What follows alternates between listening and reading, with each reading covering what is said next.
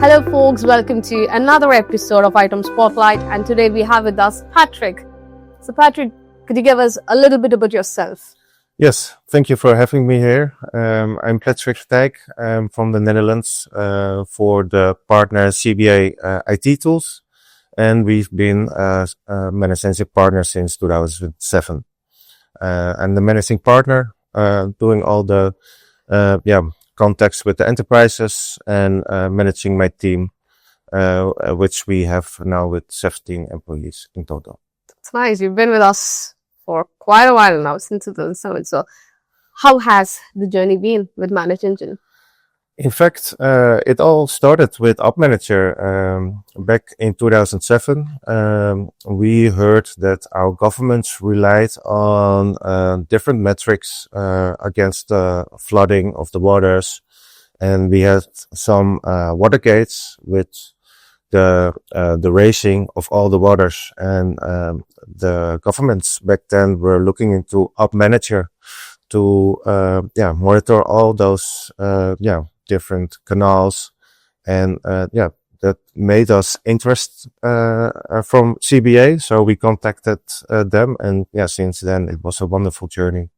Well, that's a very interesting use case for App Manager, basically, because wow, water canals. So I think the aspect that App Manager was able to give you visibility into almost all the complex networks must have been interesting, right? Yeah, but that's not all. We also have the traffic lights, broadcast media, varies from infrastructure from the land until high-tech devices for broadcasting live sport events or everything. So it has been quite a journey, and really much interesting customers as well. So I think we've come a long way from that, just from the traffic lights, and from monitoring, we've pretty much shifted to observability now. Yeah. How do you see that shift? How do you see? Is there any specific differences that you see? Well, where it started, it was physical, but now what we see, the cloud adoption, the digitalization is taking off, and the companies are not only rely on their on-premise network, but also use the hyperscalers for the computer power. And with that, you have much more that you want to see. So the full stack observability, it is quite important. But on the other hand, if you don't monitoring it well, the cost can be increased hugely. So there's definitely a need to mitigate the cost increase, and be aware of what happens in your infrastructure. Understandable, yeah, because we need to understand where the cost is going, how is it being spent. But when we talk about that, with organizations are becoming more complex, we have hyperscalers now. We are not just on-premise anymore. And with cloud, it's quite difficult to understand how our resources are being used, where is it being deployed. So in those cases, what do you think are the major use cases for an organization to choose observability and to deploy a product like App Manager? First of all, security, but also for the operations. For my own example, I don't take my wallet anymore. I pay everywhere with the gas station or whatever, and even those premises don't accept cash or money anymore. So if you have a gas station and you can't accept the payments, then you have a real problem. And what we see with the monitoring of the microservices, with the Kubernetes, or with the different locations and the middlewares, you can have a good understanding in how it's going, and if there is a problem, you can reduce the mean time to repair to have the best possible outcome in case of emergencies. True. I think the aspect that observability is shifting from a more reactive approach to a proactive approach is helping reduce mean time, like you said. So my question is, how does the efficiency part work here? The automations, the workflows, the runbooks. Could you tell us a little bit about that? Well, probably you have heard about AI. That's Definitely. that's something that is having such great momentum, and also about standardizing the telemetry. The OpenTelemetry helps you with different vendors, different devices, and having adaptive thresholds that you don't have to monitoring everything yourself by hand, but you get an alert when it matters. Yeah, that's what we see, and that's what the customer also wants. True. Alerts that matter. I think that's a keyword, that we don't have a flood of alerts anymore. We just have the alerts that matter, and the alerts that once you repair, well, a lot of other alerts get repaired. So taking parts from the answer that you just gave me, let's start with AI. I don't think we can ever avoid AI right now. So how is the adoption of AI in IT operations? Is it really living up to its hype, or are we just trying it out right now? Well, the fun part is that when I'm in discussion with my customer, I'm saying that ManageEngine was well ahead of the hype. It already had 200 employees just working on the AI, and it's so matured, and it's not just a newly released feature. It is already in the product with for years with machine learning and those kind of techniques, and now with LLMs, it's getting more and more momentum. But yeah, it will be the answer, because in the Netherlands and probably the rest of the world, the IT school people, you can't find them easily. So if you can have better tooling, so you can reduce your workforce, yeah, I think that AI is for that reason alone something you always need to look out for. True. But when you mean better tooling and better people, could you explain us how to, bring that change in an organization? Because when we say, well, we are going to bring in AI, I think it means we are going to probably fire little people. And that's a really scary factor. So how would you advise organizations that are looking to bring in AI to bring that change about? How do organizations approach that? Well, I don't think they will fire anyone, because there's a huge demand for those people. So the lack of capacity is already there. So with the existing team and the better tooling, that will have the companies more grip onto the environments, and of course for the alerts that matter, that they do the necessary things to resolve the problem. True. So could you maybe give us an example or a use case that you come across for using AI in an IT organization? Well, last year we had great conversations with the broadcast company, who, for example, the Tour de France. It has hundreds of cameras dynamically throughout the whole course, and if one camera isn't working and it loses the shot of that matters, millions of people get affected who are looking at it live. So those metrics for that company, yeah, that is really important to be on top of it, and that you can have the right actions taken to resolve any problems that occur. True. I think that's a very nice use case you gave us, because in those cases we need to have a real-time view and a little bit of automation, so that you don't are entirely dependent on the manual workflows. So that brings me to the question of, how do we implement this? So let's say an organization is just trying out AI, or they're just trying to build integrate it into their current processes. So how do they start? Do they start with a pilot project, or do they just go all in?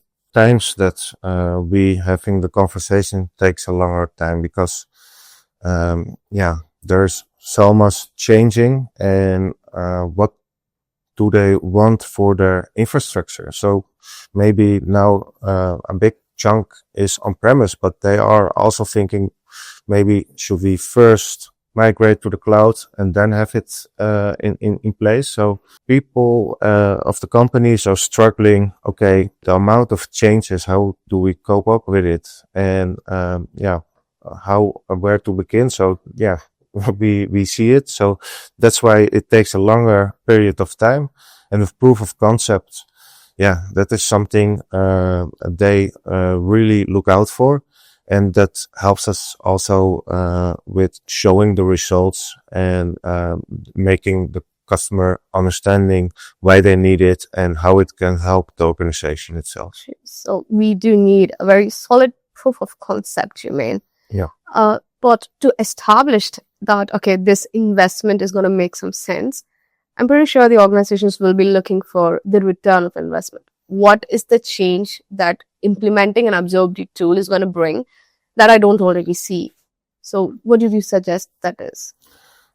Cost effective and reducing cost, that's always an important factor. But if I look only in the directives of Europe with the NIST tool, DORA, GDPR, it isn't a choice. It is mandated. And if they don't comply, there will be problems. So I think, of course, you have to do on a price conscious way, but not doing it is not an option. True. So it's going to be, first is the cost, and then we also have the compliance aspect of it. But with tools like observability, we're going to need a lot of data than we already had, the melt stack especially. Organizations are going to implement a tool, and then that tool is going to get data from the servers, the storage devices, and almost the entire IT infrastructure. So the issue of data privacy and the compliance aspect related to it might be a concern. So what would you suggest for organizations that think of it that way? That's a long journey because you see that every device gets an IP address. If I look in my own environment, my car has track of where I went, what my mileage was, my refrigerator, my everything. So those companies who have the data are at risk. And I think a large automobile company from Germany, they had a problem because now it was shown to the world that they had the data of all the different users with the cars where they were. So that's something you don't want to have. And as a consumer, if I order a package and they say it's the next day delivery, I'm looking out for it. And usually I can check where is the driver, what is the estimated time. But on the other hand, the driver is an employee and he feels the pressure of his boss looking everywhere he was. So if he has a lunch break which exceeds with 5 minutes, they know.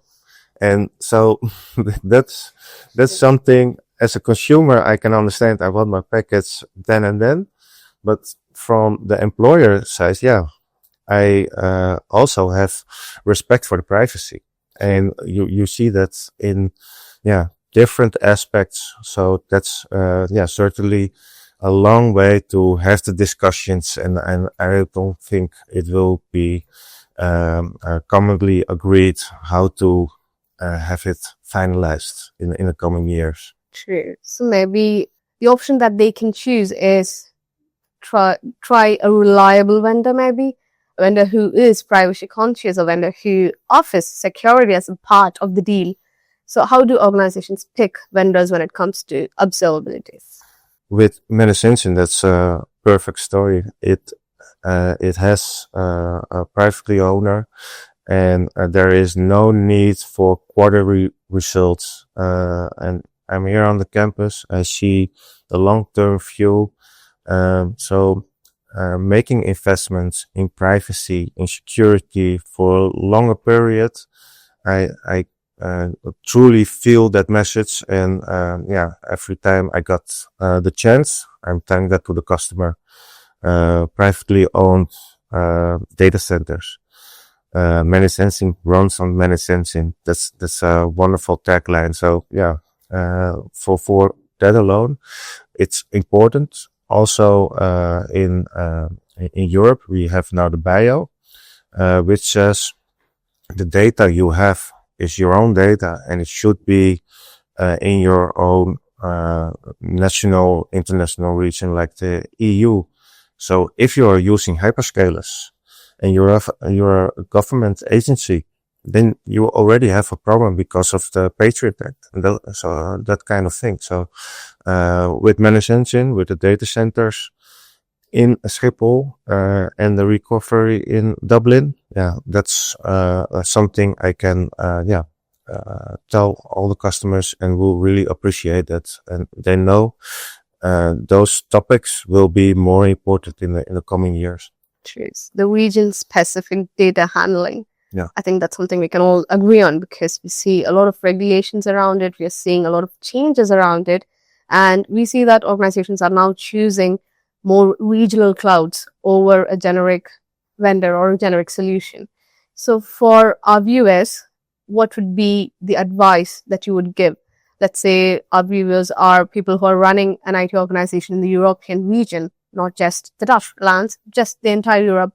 What is your advice to them for the next couple of years or the next 5 years? Well, you have to select a vendor who says we will never sell your data, and ManageEngine does that.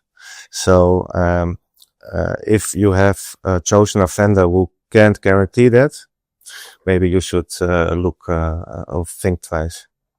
That's nice. Amazing advice. And thank you, Patrick.